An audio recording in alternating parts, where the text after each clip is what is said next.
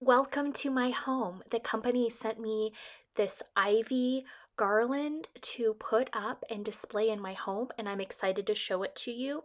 So it comes wrapped up, but each of the ivy, there are individual strands for you to put up and decorate as you wish. So I'm going to make an arch garland with an existing floral spray that I already have up in my home.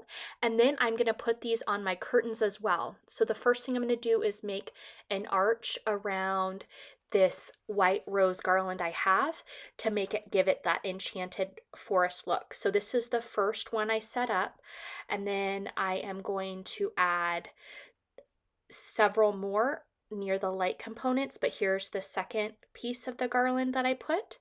This is what it looks like hanging down, as if it was hanging down with vines. Really happy with how this looks. And then I went ahead and tucked them in and interspersed them with the lights, and I love the way this ivy looks.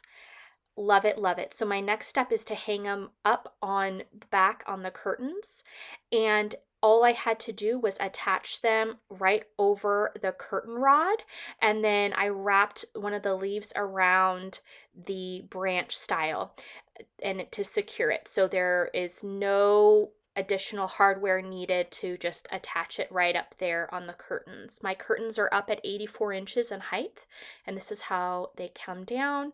And here is how both of them look together, the arch and the back with the curtains. I love the way they look.